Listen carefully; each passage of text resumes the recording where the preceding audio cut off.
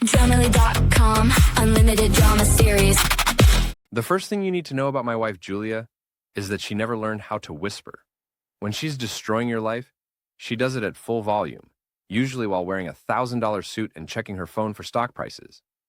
The second thing you need to know is that I'm apparently a taker. All you do is take, Tom, she said that Tuesday morning in our penthouse kitchen, her voice echoing off the marble countertops I'd paid for. You've never given this family anything meaningful. I looked up from my coffee, the Ethiopian blend that costs more per pound than most people make in a day, and watched my wife of 22 years straighten her Hermes scarf. Julia Warner, CEO of Meridian Financial, the fintech darling of Baltimore's business scene. The woman who built her empire on my initial investment and now acted like I was some deadbeat she'd found sleeping on her couch. Morning to you too, sweetheart, I said, keeping my voice level. After 2 decades of marriage, you learn to recognize the warning signs. Julia's jaw was set in that particular way that meant she'd already decided how this conversation would end. Our daughter Ava breezed into the kitchen, 19 years old and every inch her mother's daughter. Designer jeans, attitude that could cut glass, and the kind of confidence that comes from never having to check a bank balance. Dad's being difficult again? Ava asked, not even looking at me as she grabbed a protein smoothie from the fridge. Your father thinks he's entitled to an opinion about my business decisions, Julia said, her fingers flying across her phone screen. Apparently, investing his trust fund money 20 years ago makes him a financial genius. I set down my coffee cup carefully, very carefully, because the alternative was throwing it against the wall, and that would give them more ammunition. That trust fund money, I said quietly, was $50 million. It's now worth about $300 million, and it's still my money, technically speaking. Julia's laugh was sharp enough to etch glass. Technically speaking, we're married, Tom. Community property. Though I suppose you'd know all about technicalities, wouldn't you? There it was. The dig I'd been waiting for. Julia had never forgiven me for insisting on a prenup back when we got married. Her mother, Estelle Kingsley, had called it unseemly and a sign of distrust. I'd called it smart business. Turns out I was right about a lot of things back then. Speaking of technicalities, I said, how's Carter Madison these days? Still helping you with those late-night business strategies? The kitchen went dead silent. Ava looked up from her phone for the first time all morning, her eyes darting between her parents. Julia's face went through several interesting color changes. Carter is my business partner, she said finally. Unlike some people, he actually contributes to the company's success. I'm sure he contributes something, I said. Question is, what exactly? Julia slammed her phone down on the granite counter. You know what, Tom? I'm tired of this. I'm tired of your paranoia, your jealousy, your constant need to diminish everything I've accomplished. If you have so little respect for me and this family, maybe you should leave. I looked at my daughter, waiting for her to say something. Anything. Instead, Ava nodded slowly, like her mother had just suggested we order Chinese food for dinner. Maybe I should, I said. And just like that, 22 years of marriage ended with the sound of my coffee cup hitting the marble counter. I walked out of that kitchen, out of that penthouse, and into the Baltimore morning with nothing but my wallet and the clothes on my back. Behind me, I could hear Julia already on the phone, probably calling Carter to tell him the good news. But here's the thing about being called a taker for 22 years. Eventually, you start to wonder what would happen if you actually lived up to the name. As I stood on the sidewalk outside our building, watching the doorman pretend he hadn't just witnessed a domestic meltdown, I made myself a promise. Julia wanted to see what a taker looked like. Stay tuned. The extended stay. America on Route 40 isn't exactly the Four Seasons, but it has two things my former home didn't: silence and a lock that only I control. I'd been there 3 days when my lawyer called. Tom, we need to talk, Sam Patel said without preamble. Sam had been my attorney for 15 years, ever since I'd started making real money in tech investments. He was brilliant, ruthless, and had absolutely no patience for small talk. Let me guess, I said, lying on the scratchy bedspread and staring at the water-stained ceiling. Julia wants half of everything. Julia wants more than half of everything. She's claiming that your investment portfolio should be considered marital property, despite the prenup. Her lawyer is arguing that your recent gains are the result of her financial expertise and business connections. I laughed, actually laughed. Her financial expertise? Sam, she runs a company that I funded, using connections I introduced her to, with advice from consultants I pay for. What's her next argument? That she invented money?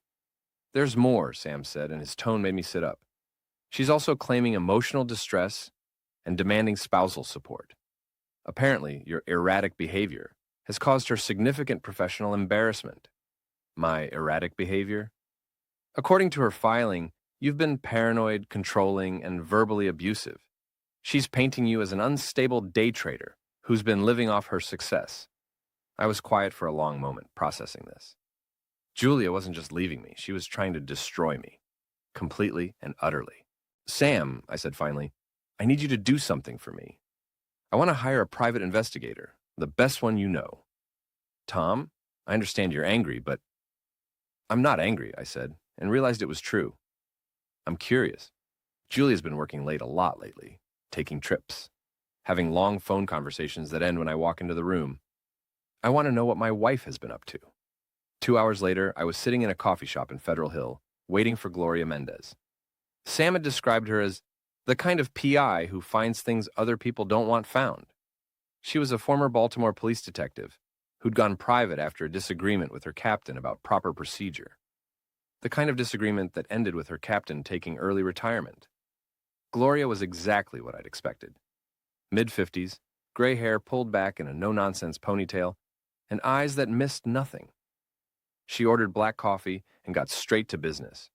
Your lawyer says you want to know if your wife is cheating, she said. I want to know what my wife is doing, period. With whom, where, and why. Can you do that? Gloria studied me for a moment. You sure you want to know? Sometimes ignorance is cheaper. I'm sure. My rate is $500 a day plus expenses. I'll need a $5,000 retainer. I handed her an envelope. There's $10,000. I want to know everything. She pocketed the envelope without counting it. I'll be in touch. That afternoon, I did something I'd been thinking about for months. I called my broker and pulled my shares out of Meridian Financial. All of them.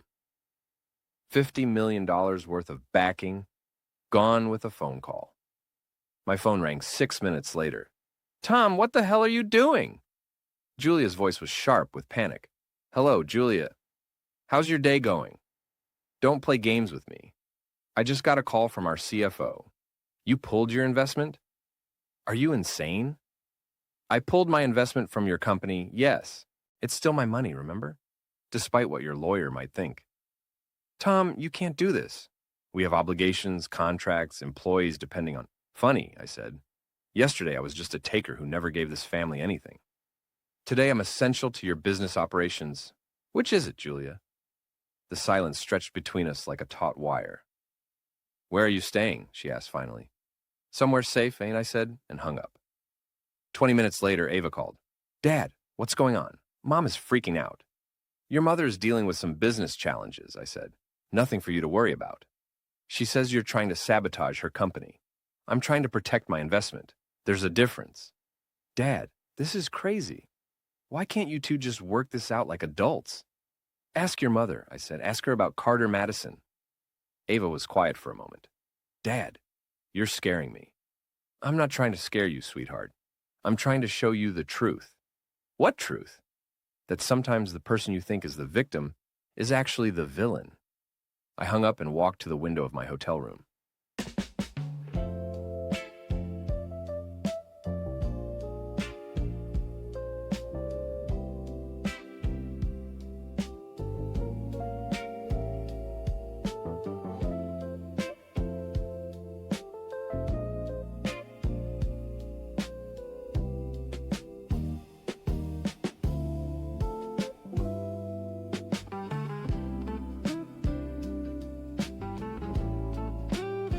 Somewhere across the city, Julia was probably in crisis mode, trying to figure out how to keep her company afloat without my backing.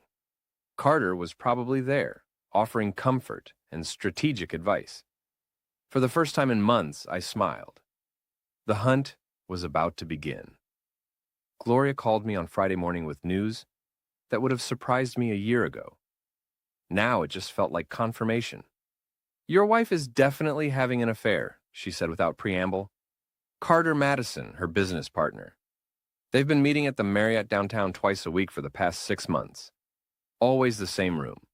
Always charged to his corporate account. I was sitting in my rental car outside Pete's Tavern, my old hangout from before Julia decided that dive bars were beneath us. What else? Madison's got problems, big ones. His private equity firm is leveraged to hell, and he's been using insider information to make trades. The SEC hasn't caught up with him yet, but they will. How do you know all this? I know people who know things, Gloria said. The question is, what do you want to do with this information? I watched through the window as Pete wiped down glasses behind the bar. Pete Kowalski had been my friend since college, back when I was just another guy with more ambition than money. He'd watched my relationship with Julia deteriorate over the years, always ready with a beer and a sympathetic ear. I want to know more about Madison, I said. Everything. His business, his personal life, his weaknesses. Can you do that? For the right price, I can find out what he had for breakfast. Do it. That afternoon, I decided to pay Carter Madison a visit. Not at his office, that would be too obvious. Instead, I went to his gym, the Pinnacle Club, where Baltimore's elite went to pretend they were still young and athletic. I found Carter in the weight room, doing bicep curls in front of a mirror. He was exactly what central casting would order for sleazy businessmen. Perfectly styled hair, spray tan, and a Rolex that probably cost more than most people's cars. Carter, I said walking up behind him. Tom Warner. We've met a few times at Julia's company events. He turned and I saw recognition flicker in his eyes, followed quickly by something that might have been guilt or fear. Tom? Hey, how are you doing, man? His voice was too loud, too friendly. I heard you and Julia are having some challenges. Challenges, I repeated. That's one way to put it. Carter set down his weights and reached for his towel. Listen, I hope there are no hard feelings about the business stuff. It's nothing personal, you know? Just market forces. Market forces, I said. Is that what we're calling it? Before he could answer, I accidentally bumped into him. Hard. The protein shake in my hand, chocolate and banana, extra thick, went flying, covering his designer workout clothes and the mirror behind him. Oh, God, I'm so sorry, I said loudly, making sure everyone in the weight room could hear. How clumsy of me. Carter stood there dripping, his face turning red as other gym members turned to stare. You did that on purpose. Did what on purpose? I asked innocently. Trip over my own feet? Carter, I'm 43 years old, not a ninja. Though I have to say that protein shake really brings out the color of your eyes. I handed him my towel, the gym's cheapest, scratchiest option. Again, so sorry about that. I guess I'm just not myself lately. You know how it is when your wife is working late all the time. Makes a man unsteady. Carter's face went from red to pale. Tom, I think there's been some misunderstanding. Oh, I don't think I misunderstood anything, I said, smiling. In fact, I think I understand perfectly. Enjoy your workout, Carter. Try not to slip on anything. I walked away, leaving him standing there covered in protein shake, while half the gym's membership watched and whispered. That evening, my phone rang. Julia. What did you do to Carter? She demanded. I had a minor accident at his gym, I said. Why? Did he call you? Tom, this has to stop. This childish behavior. Childish? I interrupted. Julia, I spilled a drink. If that's the worst thing that happens to Carter Madison, he should consider himself lucky. What's that supposed to mean? It means your boyfriend has bigger problems than protein stains, I said. Ask him about his SEC issues. The line went dead. An hour later, Ava called. Dad, I don't understand what's happening. Mom says you're harassing her business partner? I'm not harassing anyone, sweetheart. I'm just being friendly. This isn't like you. Maybe you don't know me as well as you think, I said. Maybe nobody does. Dad, please, can't you just come home? Work this out with Mom? Ava, let me ask you something. When your tuition payment was due last month, where do you think that money came from? From you and Mom's joint account, I guess. Wrong. It came from my personal account. The same account that paid for your car, your clothes, your spring break trip to Cabo. Your mother's money is tied up in her company. Everything you have, everything your mother has, comes from me. That's not true. Check your bank statements, sweetheart. See whose name is on the account that funds your credit card. I hung up and walked to the window. Somewhere across the city, Julia was probably having an emergency meeting with Carter, trying to figure out their next move. They were probably scared now, wondering what I knew and what I planned to do with it. They should be scared, because the taker was just getting started. Gloria's second report arrived on Monday morning, delivered to my hotel room, along with coffee and the kind of evidence that changes everything. Carter Madison is worse than we thought. 2 key cards. You asked for 2. Who was the second for? My colleague needed a place. Your colleague who calls you baby in her texts? Watch more on Grammarly.com. She said, spreading photographs across the small table. He's not just using insider information. He's been systematically defrauding investors. Fake portfolio statements, phantom investments, the whole 9 yards. His firm is basically a Ponzi scheme with better marketing. I studied the photos. Carter entering and leaving various hotels with Julia, bank statements showing suspicious transfers, and what looked like SEC documentation. How did you get these? I told you, I know people. The important thing is, this is all going to come out soon. The feds are building a case. When it breaks, anyone associated with Madison is going to get burned, including Julia, especially Julia. Her company has been routing investments through Madison's firm. When he goes down, she goes down with him. I leaned back in the uncomfortable hotel chair, processing this. What's the timeline? 2 weeks, maybe 3. The SEC is crossing their T's and dotting their I's, but the arrest warrant is already drafted. Then, we need to move fast. That afternoon, I made a series of phone calls. The first was to Nate Collins, a financial reporter for the Baltimore Sun who'd been trying to get an interview with Julia for months. The second was to my broker, with instructions to short sell every stock in Madison's portfolio. The third was to a very specialized service that handles what you might call creative marketing solutions. By Wednesday, Carter Madison's life started falling apart in spectacular fashion. It began with his car, his precious BMW, the one he'd been photographed driving to various hotels with my wife, was found in the parking garage of his office building, covered in what appeared to be several gallons of rotten fish and bright red paint. Someone had spray-painted "Taker" across the windshield in letters 3 feet high. The smell was reportedly so bad that the entire first floor of his building had to be evacuated.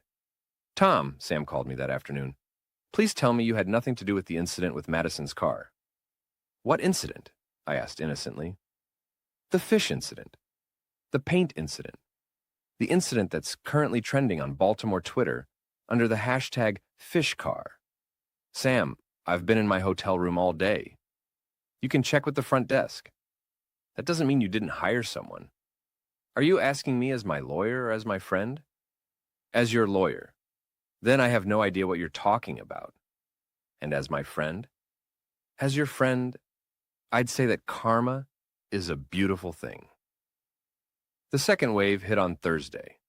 Nate Collins published his article about questionable practices in Baltimore's private equity scene, with Carter Madison's firm prominently featured. The piece was carefully researched and legally bulletproof, but it painted a picture of an industry riddled with corruption and insider dealing. By Friday morning, the SEC had frozen Madison's accounts and issued a warrant for his arrest. I was having coffee at Pete's Tavern when the news broke. Pete had the TV tuned to the local news, and we watched together as Carter Madison was led out of his office building in handcuffs. "Isn't that the guy who's been screwing around with Julia?" Pete asked. "Allegedly screwing around with Julia," I corrected. "Right, allegedly." Pete refilled my coffee cup. "So what happens now?" "Now, Julia has to decide whether she wants to go down with the ship or start swimming." My phone buzzed. Julia. "Tom, we need to talk." "Hello, Julia. Saw the news about Carter. That must be difficult for you." "Tom, please, I need your help." For 22 years of marriage, I'd never heard those words from my wife. Julia Warner didn't ask for help. She gave orders, made demands, and expected compliance.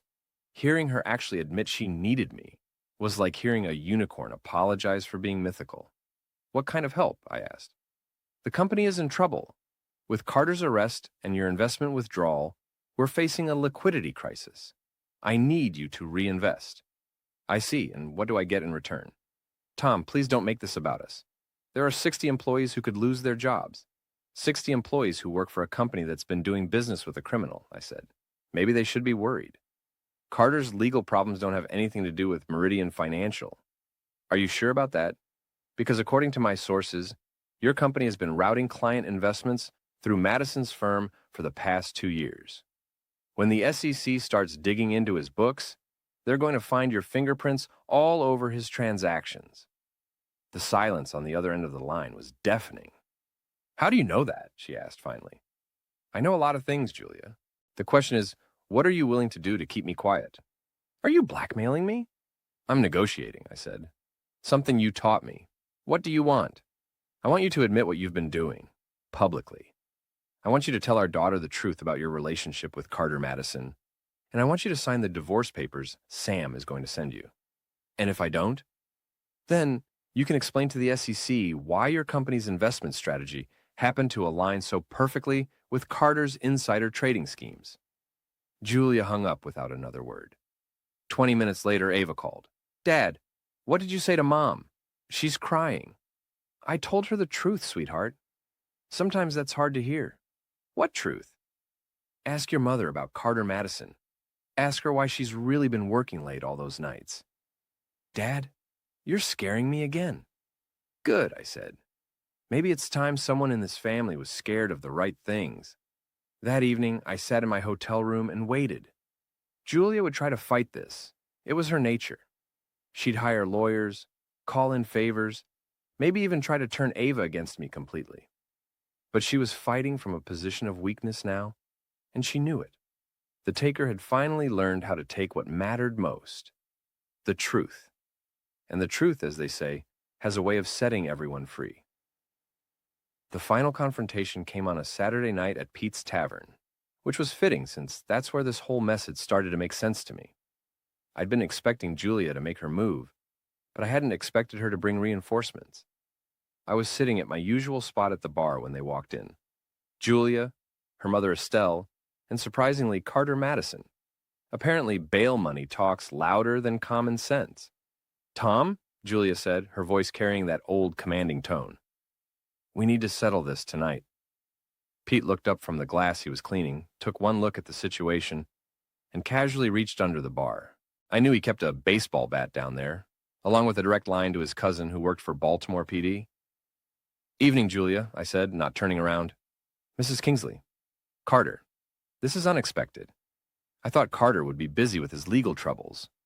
My legal troubles are temporary, Carter said, sliding onto the stool next to me. He smelled like expensive cologne and desperation. But your troubles are just beginning. Is that a threat?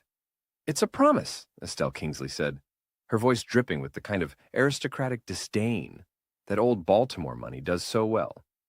You've embarrassed this family enough, Thomas. It's time to end this nonsense. I finally turned around to face them. Julia looked exhausted, her usually perfect appearance showing cracks. Estelle looked like she was attending a funeral. Mine, hopefully. Carter looked like a man trying very hard to project confidence while standing on quicksand. Nonsense, I said. Is that what we're calling 22 years of marriage now? We're calling it what it always was, Estelle said. A mistake. Julia should have married someone from her own social circle. Someone who could match her ambition and breeding. Someone like Carter, you mean? Exactly like Carter. And there it was, the admission I'd been waiting for. So you've been planning this, I said. The affair, the divorce, the whole thing. How long, Estelle? How long have you been grooming Carter to replace me? Julia's face went pale. Mom, what is he talking about? Tell her, Estelle, I said. Tell your daughter how you orchestrated her affair. Tell her about the private dinners with Carter, the business introductions, the careful manipulation to push them together. You're insane, Estelle said, but her voice wavered. I pulled out my phone and hit play on a recording. Gloria's voice filled the bar.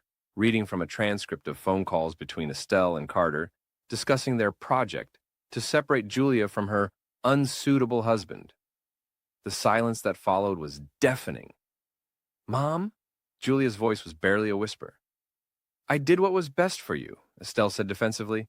"Thomas was holding you back. You needed someone who could elevate you, not drag you down." "You manipulated me," Julia said, her voice growing stronger. "You manipulated both of us."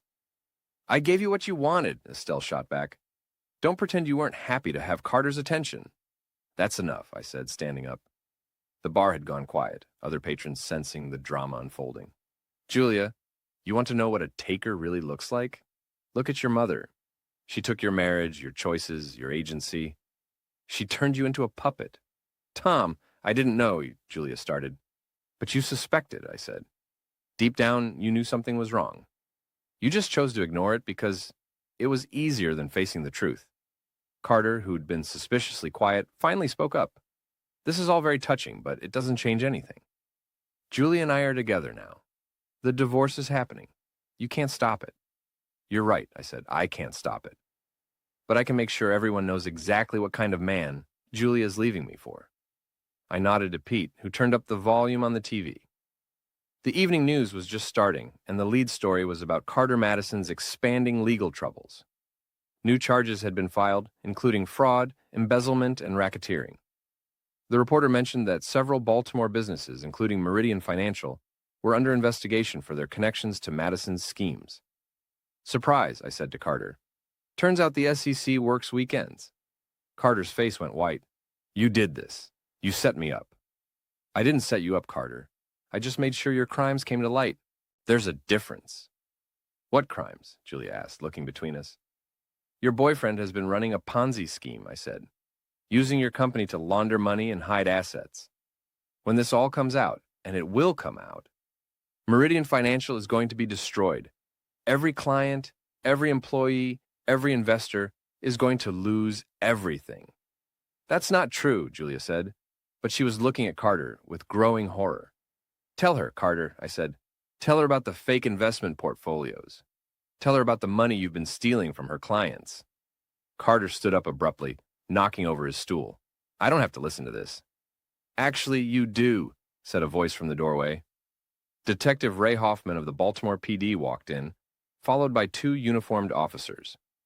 "Carter Madison, you're under arrest for violation of your bail conditions. You're not supposed to be meeting with potential co-conspirators." As the officers cuffed Carter, he turned to Julia. "This isn't over. We can fight this together." Julia looked at him for a long moment, then shook her head. "No, Carter, we can't." After the police left with Carter, the bar slowly returned to normal. Estelle had disappeared at some point during the arrest, probably to call her lawyers. Julia sat alone at a table in the corner, staring at her hands. I walked over and sat across from her. 22 years, she said without looking up. "Was any of it real?" "All of it was real," I said. "The good parts and the bad parts. The love and the resentment. The dreams and the disappointments. It was all real, Julia. That's what makes this so tragic. I'm going to lose everything, aren't I?" "Probably. The company, the house, most of your assets. The SEC doesn't mess around with financial crimes." "What about Ava?" "Ava will be fine. She's smart, she's strong, and she's got a trust fund that's completely separate from all this mess. She'll figure out how to rebuild." Julia finally looked up at me. "What about us? Is there any way to fix this?" I thought about it for a moment. 22 years of marriage, reduced to a question in a dive bar, while my wife's lover was being arrested for fraud. "I don't know," I said honestly. "A lot of damage has been done. A lot of trust has been broken. But maybe we can figure out how to be friends again. For Ava's sake, if nothing else." Julia nodded, tears streaming down her face. "I'm sorry, Tom, for all of it. I'm so sorry." "I know," I said. "I'm sorry too." My phone buzzed. A text from Ava. "Dad, I saw the news. Can you come get me? I want to come home." I showed Julia the text. She smiled through her tears. "Go get our daughter," she said. "Bring her home." As I walked toward the door, Pete called out to me, "Tom, you forgot something." He handed me a small wrapped package. "What's this?" "Your tab," he said with a grin. "Just kidding. It's a gift." for the man who finally learned how to take what's his. I opened the package. Inside was a coffee mug that read, "World's Greatest Dad." "Thanks, Pete," I said. "Don't mention it. And Tom, next time you want to destroy someone's life, maybe give me a heads up. I would have sold tickets." I walked out into the Baltimore night, heading toward my car and my daughter and whatever came next. Behind me, Julia sat alone in the bar, probably wondering how her perfect life had fallen apart so completely. But here's the thing about being a taker. Sometimes you have to lose everything to realize what actually belongs to you. Julia had taken my pride, my trust, and my peace of mind. But she couldn't take the one thing that mattered most, my relationship with my daughter. As I drove toward Ava's college, I thought about the last gift I'd given my family. Not money, not material things, but the truth. The ugly, complicated, painful truth about who we really were and what we'd done to each other. It wasn't the gift any of us had wanted, but it was the gift we'd all needed. And sometimes that's the most valuable thing you can give someone. The chance to start over with their eyes wide open.